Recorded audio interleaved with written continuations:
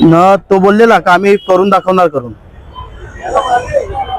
हे बघा इथं कॉल आलेला मला काल त्याचा, मयूर पाटीलचा मला कॉल आलेला कालच. मग तो बोललेला आहे तर तुझ्या पप्पाला समजून नाही तर उद्याच्या उद्या आम्ही काम करून टाकतो.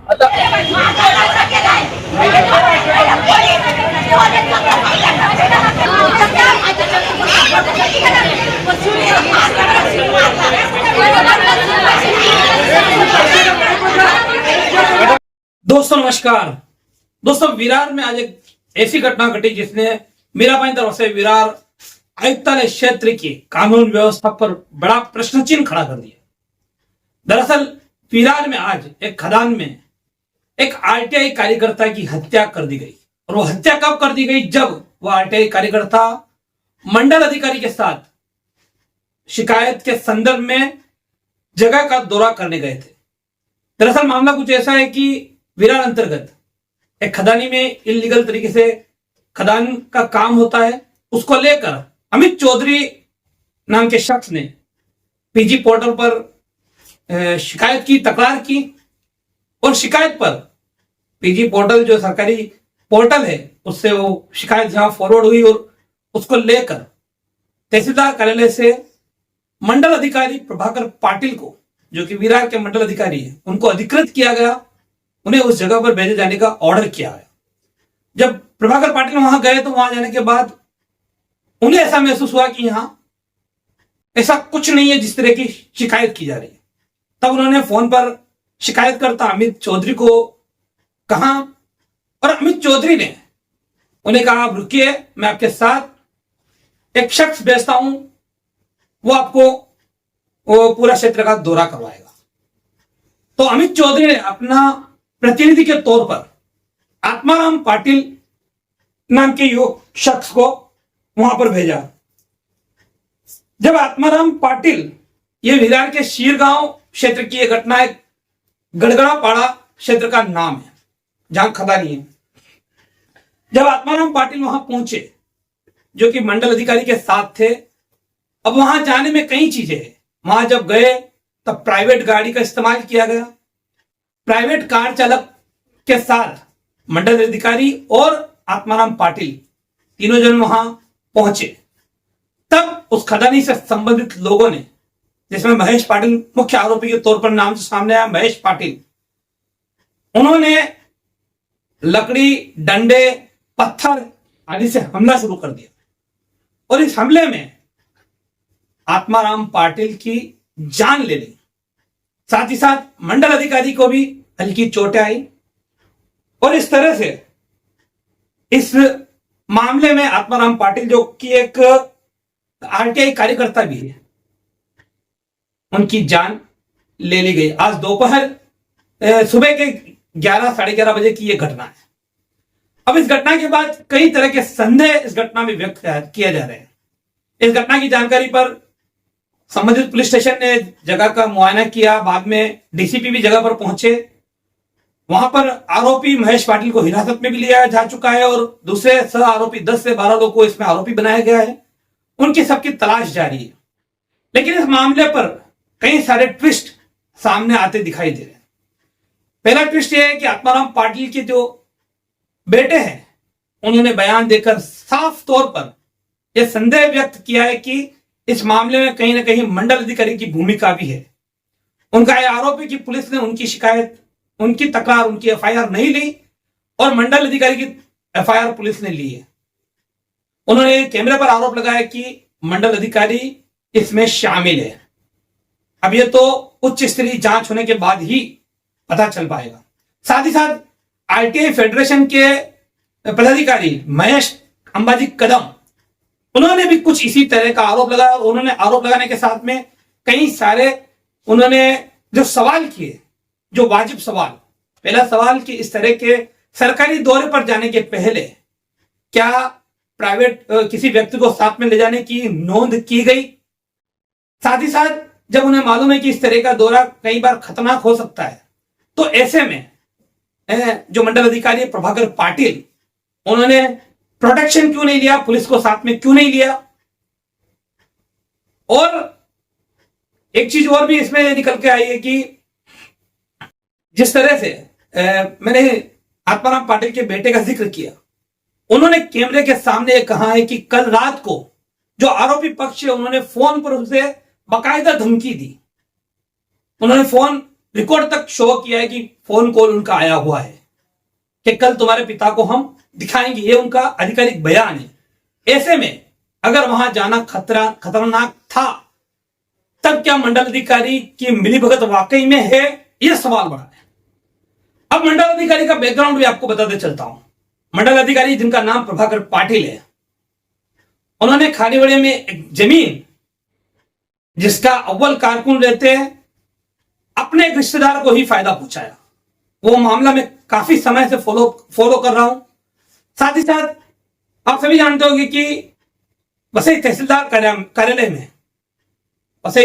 कार्यालय में मोहनदास पांडुरंग पाटिल जो कि सेतु कॉन्ट्रैक्टर है, उन्होंने 2021 में मैं जब वहां किसी काम से गया था तो मेरे पर बहुत सारा प्रेशर करके मेरे खिलाफ एफआईआर दर्ज करवाई थी, सरकारी काम में बाधा की। उस मामले में प्रभाकर पाटिल, क्योंकि मोहनदास पांडुरंग पाटिल सरकारी व्यक्ति नहीं है, प्राइवेट व्यक्ति, और प्राइवेट व्यक्ति सरकारी काम में बाधा का एफआईआर नहीं करवा सकता है।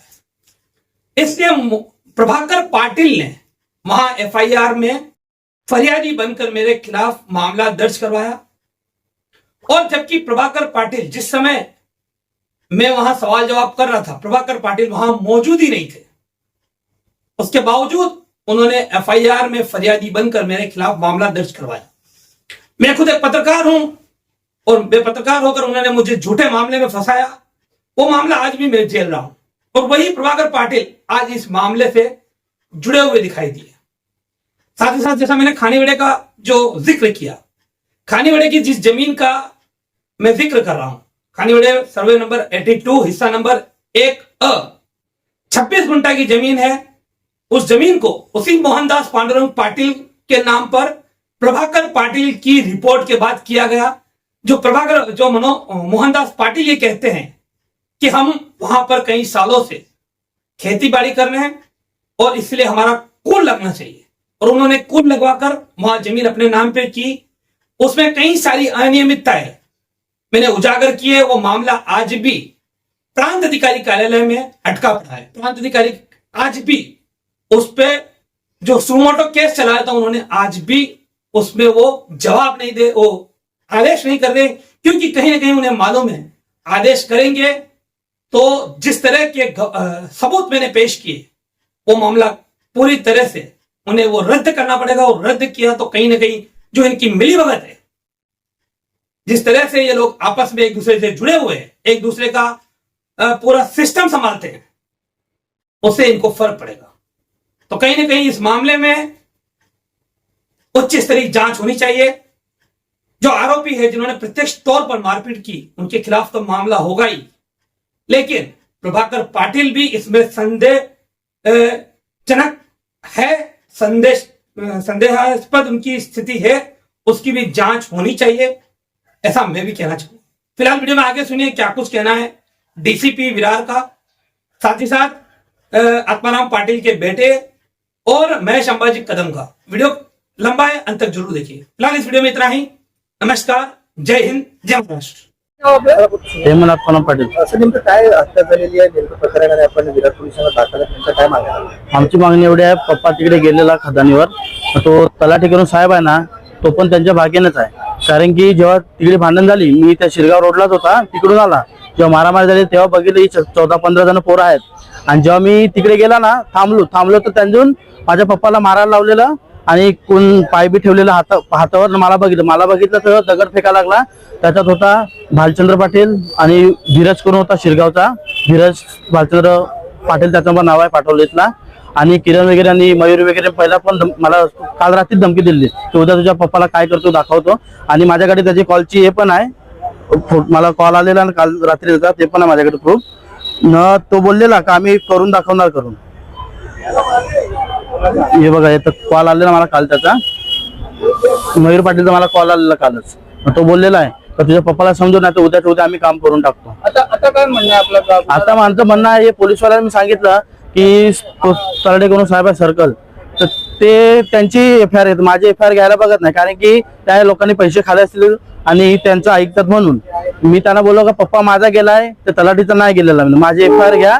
आणि तलाठी मेन सामील आहे त्याच्यात, कारण की तो जो त्याच्या कानावर लागला ना, तो माझ्या पप्पाने मारलाय, तो मी माझ्या डोळ्याने बघितलेला आहे. जेव्हा माझा दगड फेकला ना, तेव्हा मी पळालो तिकडून, नाही तर मला पण तिकडे मारून टाकलं असं, म्हणून माझा जीव वाचवण्यासाठी पळालो.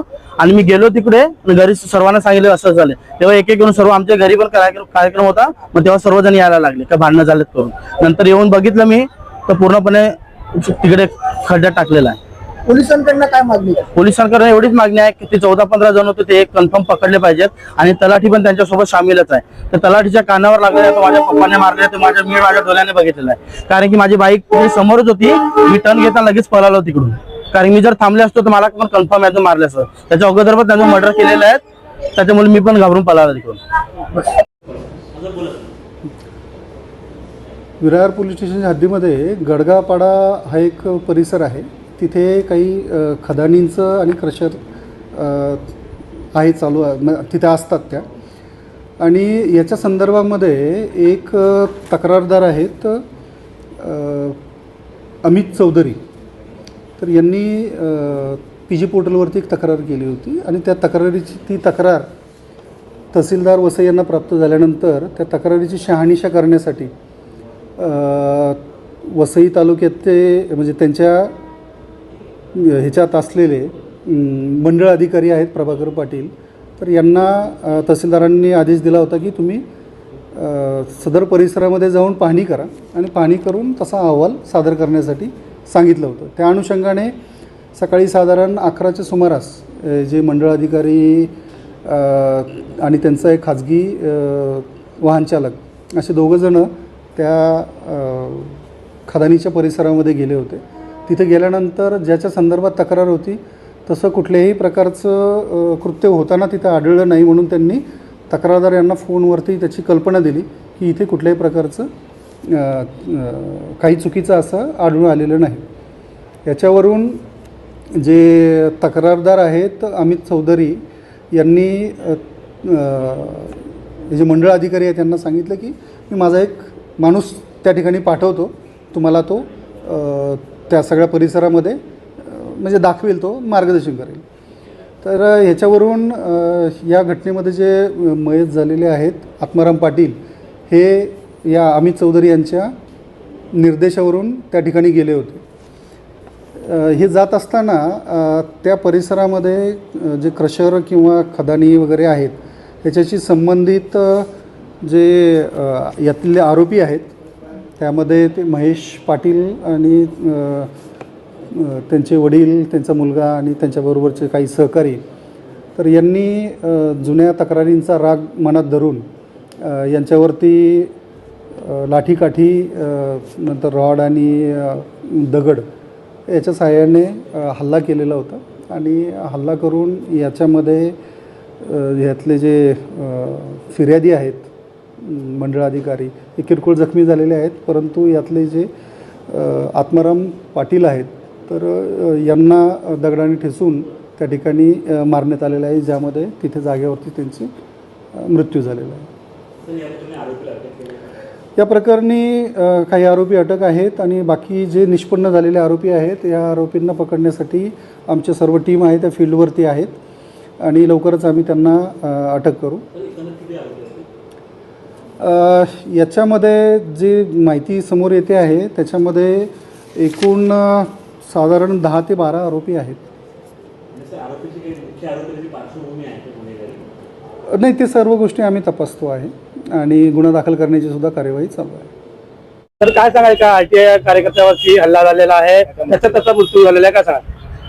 आत्माराम पाटील हे RTI ऍक्टिव्हिटीज म्हणून त्यांच्या दुपारी झालेली घटना आहे शिरगावमध्ये. मुळात त्यांची झालेली हत्या निर्गुण हत्या आहे. आम्ही ज्या माहिती अधिकार कार्यकर्ता महासंघाच्या माध्यमातून सदर घटनेचा मी निषेध व्यक्त करतो. परंतु घटनेची एकंदरीत पार्श्वभूमी आपण पाहिली तर स्पष्ट त्याच्यामध्ये प्रथमदर्शनी असं दिसून येतं आपल्याला की मंडळ अधिकारी जे आहेत विरारचे प्रभाकर पाटील, हे प्रभाकर पाटील स्वतःच्या गाडीतून आत्माराम पाटील यांना बसून त्या ठिकाणी स्पॉट व्हिजिटला गेलेले होते. मुळात एखादा सरकारी अधिकारी किंवा कर्मचारी ज्यावेळी अशा शासकीय वेळेत ज्यावेळी शासकीय व्हिजिट देतो त्यावेळी त्याने प्रथमतः त्याच्या कार्यालयातील रजिस्टरला नोंद करून जायचं असतं. ती नोंद आहे की नाही हे प्रथमदर्शनी पाहावं लागेल आपल्याला. त्यानंतर मुळात प्रभाकर पाटील यांनी त्या आत्माराम पाटलांना ज्या गाडीतून घेऊन गेले ते संशयास्पद आहे.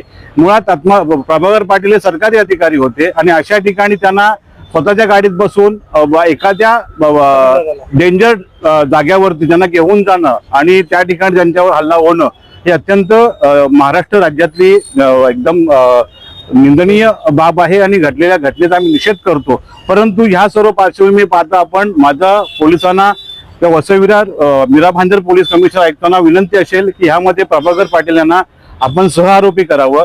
जे आरोपी ह्याच्यामध्ये आहेत त्यांच्यावरती कठोरात कठोर कारवाई करावी म्हणून माहिती अधिकार कार्यकर्ता महाराष्ट्राच्या माध्यमातून आम्ही मुख्यमंत्री देवेंद्र फडणवीस साहेबांची भेट घेणार आहोत आणि त्यानंतर उद्या आम्ही तात्काळ स्थानिक